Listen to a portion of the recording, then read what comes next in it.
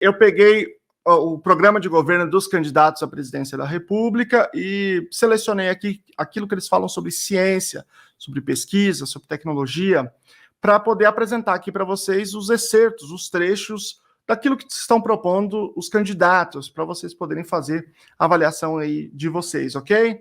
E vou apresentar aqui um pouco para vocês agora. Eu fiz essa avaliação a partir do plano de governo que eles enviaram para o TSE, né, o Tribunal Superior Eleitoral. Vocês podem também ter acesso a isso aí, é público na internet, né? Eventualmente, esses candidatos têm outras propostas que eles apresentam em outros lugares, mas eu não peguei tudo isso e nem vou fazer uma análise, né, realmente disso. Eu vou só apresentar aqui para vocês esses trechos, tá bom?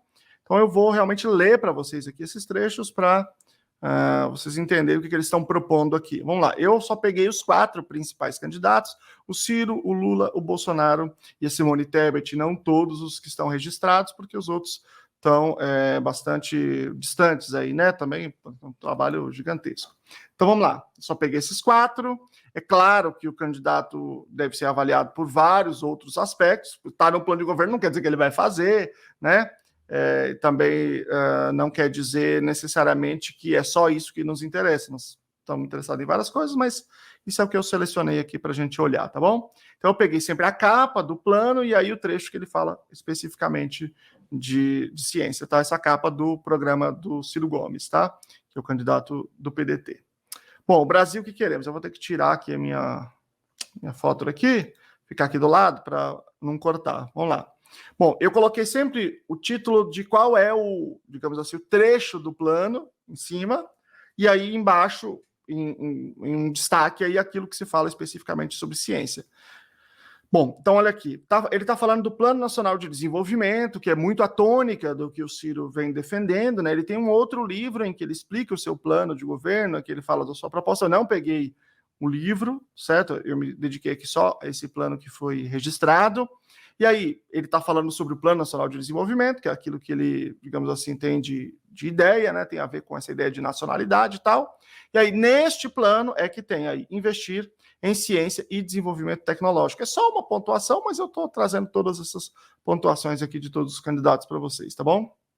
Então, é uma afirmação genérica, né? Mas que está aí. Nesse outro, né, que é crescer mais rápido, gerar mais empregos, ele afirma: a pesquisa científica e tecnológica voltará a ter um papel primordial no crescimento do país, com a elevação dos recursos públicos destinados ao setor e a criação de estímulos para o desenvolvimento de tecnologias em ações conjuntas com empresas e ao surgimento e maturação de startups, incluindo mecanismos específicos de financiamento. Isso aqui é um assunto até que eu falei um pouco com o professor Ricardo Galvão aqui no podcast que eu fiz com ele, que existe, de um modo geral, assim, em uma parte da esquerda, um discurso muito forte contra qualquer tipo de relação entre as universidades e as iniciativas privadas. E aqui ele faz um aceno, né, ele dá uma piscada aqui para essa outra ideia, a ideia de que você deve, sim, fazer ações conjuntas, né, inclusive incentivar também as startups. Tem várias políticas das universidades para as startups, né, mas a relação com empresas é realmente muito difícil. A agenda ambiental que propomos, aí tem esse trecho aí no meio do plano, tá? Sobre isso. A pesquisa científica e tecnológica realizada pelos próprios órgãos de pesquisa da Amazônia encontrará novos produtos e formas de produção, os quais serão essenciais para preservar a floresta, possibilitar o seu manejo sustentável e garantir a realização de atividades econômicas à população local. Isso aí é um pepino, tá, gente, que tem ocorrido em vários órgãos de governo de pesquisa, né, que tem entrado em conflito com outras instâncias dentro do governo em relação a essas pesquisas, tem tido problema no IPEA, por exemplo, Embrapa, INPE, né, vários institutos aí que fazem pesquisas. Ele está sinalizando aqui, né, digamos assim, o empenho, né, essa valorização dessas instituições e das suas políticas, principalmente a Embrapa, que tem uma produção muito interessante. Bom, agora a Simone Tebet, tá? Princípios, diretrizes e compromissos. Simone 15, vice Mara Gabrilha, essa é a capa, por isso que tem um número, o Ciro é 12, tá? Eixo, justiça social, cidadania e combate a desigualdades. Dentro desse eixo, desse título, tem lá, reforçar o ensino superior no Brasil, incrementando a atividade de pesquisa realizada nas universidades públicas. Eu salientei aqui por conta da pesquisa, né? Então, está apontando que existe na universidade um tripé, que é ensino, pesquisa e extensão. Esse tripé é sempre feito de uma maneira problemática, com uma ênfase muito maior no ensino, né? Então, nesse caso aqui, tem, portanto, apontado também a ênfase na pesquisa, embora a extensão é uma coisa mais específica também, né? Não tenha aparecido. Mas é um sinal aqui que, de alguma forma, faz uma certa oposição a um discurso muito corrente na política brasileira de crítica à universidade pública. A universidade realmente ela produz uma pesquisa muito, muito impressionante, né? Muito importante no cenário científico no Brasil. Eixo 2, economia verde e desenvolvimento sustentável. País que trata mal a sua ciência não tem futuro. Por isso, nosso compromisso é garantir a disponibilidade e a execução integral de recursos destinados aos fundos públicos de incentivo à ciência, tecnologia e inovação, sem contingenciamentos ou cortes.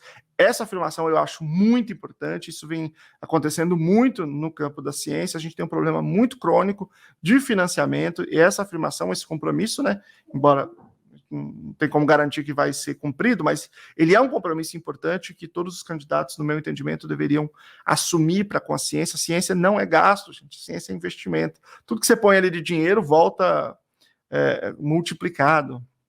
É um grande problema estratégico no Brasil isso, não ter esse financiamento, né? Facilitar acesso à tecnologia e ao conhecimento globais, zerando impostos relativos à transferência de tecnologia, liberando de barreiras tarifárias e não tarifárias insumos, máquinas e equipamentos necessários à pesquisa e ao desenvolvimento e permitindo a entrada de pesquisadores e cientistas no país com vistos simplificados de trabalho. Também uma proposta bem mais específica, né? E muito importante, eu conversei sobre isso com o professor Ricardo Galvão, né? Essa coisa dos insumos é uma dificuldade tremenda, muito grande. Tem uma legislação nova que apoia e facilita, mas está muito distante ainda, né?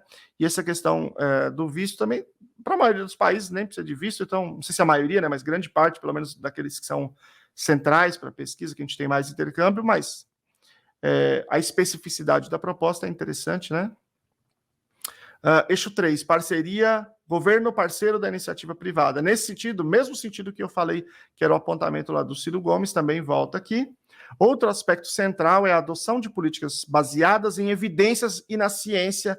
Gente, políticas baseadas em evidência. Aqui, eu vou te falar, aqui foi importante demais. Eu venho me questionando há muito tempo que eu não vejo político falando disso. Isso aqui é muito importante, muito importante. Todos os candidatos, pega isso aqui, copia, põe lá no seu plano também, copia essa ideia. Gente, nós precisamos disso. Não faz sentido a gente ficar se baseando em achismos, né? Em evidências e na ciência, com custos, impactos e resultados previamente analisados, porque o dinheiro público é escasso e deve ser aplicado onde mais traz benefícios para a sociedade e maximiza os ganhos para as pessoas. É o antídoto contra o voluntarismo, o populismo, a demagogia e a irresponsabilidade que se tornaram marcas dos governos no Brasil.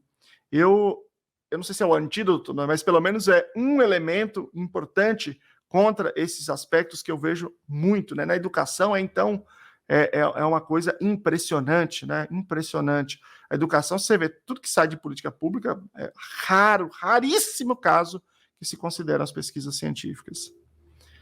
Estabelecer governança de forma que se crie uma inteligência nacional para a coordenação de prioridades estratégicas voltadas para o desenvolvimento industrial, integrando ciência, tecnologia, inovação e educação, infraestrutura e economia. É uma formação mais genérica, né? Diretrizes para o Programa de Reconstrução e Transformação do Brasil, Lula-Alckmin, 2023-2026, Coligação Brasil da Esperança. Bom, agora vamos falar do programa do Lula, mas só depois que você curtir o vídeo aí e se inscrever no canal. Vai aí que aqui a gente fala de ciência, de método científico, né, de carreira científica, de método científico, de carreira acadêmica. Então, clica aí para acompanhar o trabalho, tá bom? Vamos lá. Esse é por números, não é por tópicos, por isso que não está escrito aqui o tópico, tá só o número, tá? Vamos reverter o processo de desindustrialização e promover a reindustrialização de amplos e novos setores e daqueles associados à transição para a economia digital e verde. É imperativo elevar a taxa de investimentos públicos e privados e reduzir o risco do crédito a fim de avançar com uma reindustrialização nacional de novo tipo, acoplada aos novos desenvolvimentos da ciência e da tecnologia. Faz parte desse esforço o desafio de reverter a desnacionalização do nosso parque produtivo e modernizá-lo. Então, essa afirmação aqui ela tá muito próxima, digamos assim, daquilo que o Ciro Gomes, principalmente, vem dizendo, né, desse projeto nacional. Ele fala muito de reindustrialização, mas como fala de ciência e tecnologia, coloquei aqui. A Embrapa será fortalecida para identificar potencialidades dos agricultores e assegurar mais avanços tecnológicos no campo, essenciais para a competitividade e sustentabilidade tanto dos pequenos quanto dos grandes produtores. Eu falei também sobre a Embrapa com o professor Ricardo Galvão, uma instituição importantíssima, né? Como uma instituição de pesquisa foi citada aqui, está aqui. A ciência, tecnologia e inovação têm um caráter estratégico e central para o Brasil se transformar em um país efetivamente desenvolvido e soberano, no caminho da sociedade do conhecimento. Essa diretriz é fundamental para o nosso governo e implica combinar educação universal de qualidade, pesquisa científica básica e tecnológica, inovação e inclusão social. Para tal, é necessário recompor o Sistema Nacional de Fomento do Desenvolvimento Científico e Tecnológico via fundos e agências públicas como FNDCT, CNPq e CAPES. Isso aqui também é uma afirmação, ela é específica no sentido de que está citando as agências, mas ela é genérica no sentido de não dizer exatamente qual é o que vai ser feito, né? Mas é importante, principalmente, eu entendo, ter citado, né, a pesquisa básica, que é um assunto que é sempre relevante para o Brasil, né, que gera muita confusão. 82, é preciso assegurar a liberdade de pesquisa em suas distintas dimensões e usar a CTI, né, para as políticas públicas e para a gestão em todos os níveis, integrando o território nacional. A ciência é essencial para a inovação tecnológica e social, bem como para o aproveitamento sustentável das riquezas do país, a geração de empregos qualificados, enfrentamento das mudanças climáticas e das ameaças à saúde pública. Então, aqui tem sinais aqui que dizem respeito à questão do aquecimento global, que é um problema hoje na relação entre órgãos de pesquisa e órgãos de governo, e também uma parte da iniciativa privada, e também um sinal em relação à questão da saúde pública, né, principalmente nesse contexto de pandemia. É claro que a principal discussão era a principal sobre fazer uma política baseada em ciência ou não. Na mesma dimensão, é fundamental inovar para enfrentar o desafio de transformação tecnológica em curso, ecológica, energética e digital, com políticas de Estado que busquem garantir a qualidade de vida em dimensões que ultrapassam o mundo da produção. É necessário fortalecer o Sistema Nacional de Ciência, Tecnologia e Inovação, SNCTI, para que a sociedade usufrua dos benefícios do processo de geração de conhecimento. Para o Brasil, isso aí é genérico, mas é um apontamento nessa questão energética importante, que é também uma fonte de conflito hoje. Para o Brasil entrar na era do conhecimento, será necessário também uma estratégia econômica que contemple, junto do fomento à ciência, a tecnologia e a inovação, os elementos da economia criativa e da economia da cultura, que acelere a transição digital. O uso da inteligência artificial, a biotecnologia, a nanotecnologia em processos produtivos sofisticados com maior valor agregado. Isso aqui é uma coisa que também diz respeito àquela questão do projeto nacional, a reindustrialização e ao domínio dessa esfera da economia, que é a economia do conhecimento, né?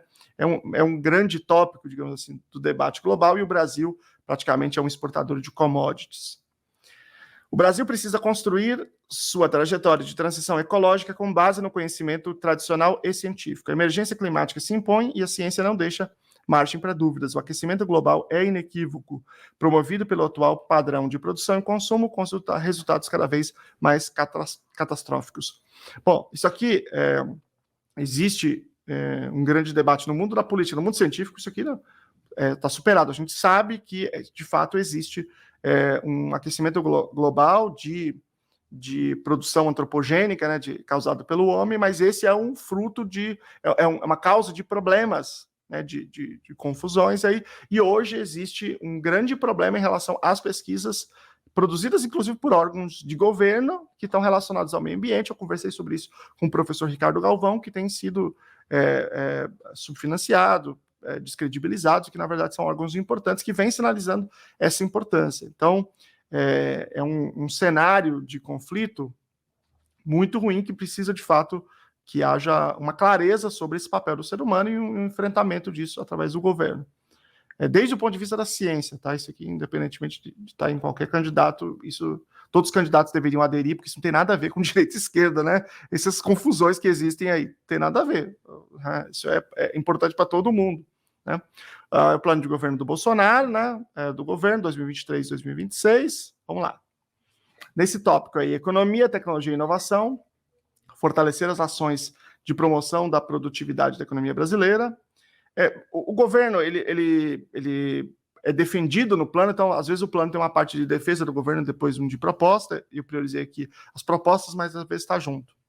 O governo Bolsonaro, no seu segundo mandato, continuará com os esforços na promoção da ciência, da tecnologia e da inovação através do aprimoramento e ampliação dos mecanismos que estimulem a inovação tecnológica nas empresas, de modo a aumentar a aplicação de recursos privados em ciência, tecnologia e inovação, CTI, incentivar a agregação de valor nos produtos, né? Então tem a ver ainda também com essa discussão de a gente mudar os produtos que a gente exporta, não só commodities. Igualmente é urgente a construção de um sistema de CTI mais aberto e internacionalizado, incentivando a formação e operação de ecossistemas de inovação e sistemas produtivos e inovativos locais e regionais de produção. A partir da identificação das potencialidades regionais. Na obtenção deste objetivo, o governo Bolsonaro, no seu segundo mandato, fortalecerá a projeção do país como parceiro confiável em grandes projetos internacionais de pesquisa científica e tecnológica, de promoção da inovação que permita incentivar o desenvolvimento da indústria 4.0, de forma a competir no cenário nacional e internacional, com desenvolvimento de produtos de alto valor agregado e fornecimento de serviços de alta qualidade, né? Mais uma vez, retomando esse tópico, isso aqui é uma coisa sistêmica, problemática no Brasil, participar de projetos internacionais. Até o professor Ricardo Galvão falou na entrevista, né, que teve uns projetos internacionais que ele